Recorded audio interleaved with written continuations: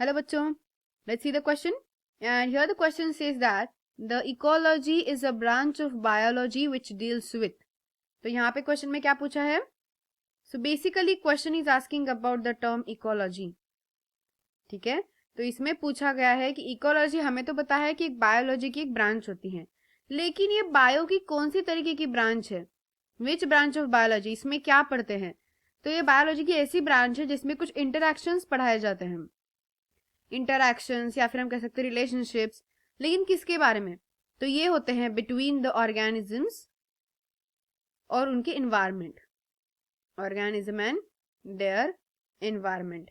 मतलब कौन से तरीके का ऑर्गेनिज्म कौन से इन्वायरमेंट में रहता है, उस इन्वायरमेंट के साथ उसका रिलेशन कैसा है, एडाप्टेशंस कैसे हैं, वहां उस ऑर्गेनिज्म का मतलब लिविंग कल्चर कैसा है, क्योंकि हर ऑर्गेनिज्म का खुद का एक डिफरेंट लिविंग कल्चर होता है, डिफरेंट लिविंग टाइप होता है, अलग अलग तरीके से मतलब उसके डिफरेंट एडाप्टेशंस होते हैं।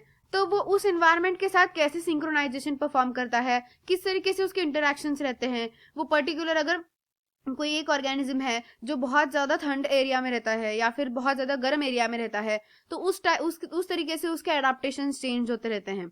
तो अगर जैसे कि हमें जानते हैं कैमल जो है वो डेजर्ट एरिया में रहता है, एंड कम्प्लीटली अपोजिट अगर हम पोलार बियर लें तो वो एकदम ऐसे कोल्ड रीजन्स में रहते हैं, पोलार रीजन्स, राइट। सो दोनों ऑर्गेनिजम्स के एडाप्टेशन डिफरेंट होंगे, उनके बॉडी स्ट्रक्चर्स डिफरेंट होंगे, उनके एनवायरमेंट के साथ रिलेशनशिप, उनका फूड ईटिंग टाइप, किस तरीके का खाना खाते हैं, ये सब अलग अलग होगा। और ये जो सारे इंटरैक्शंस एंड रिलेशनशिप्स होते हैं वो हम एक टर्म में पढ़ते हैं, that is known as the ecology.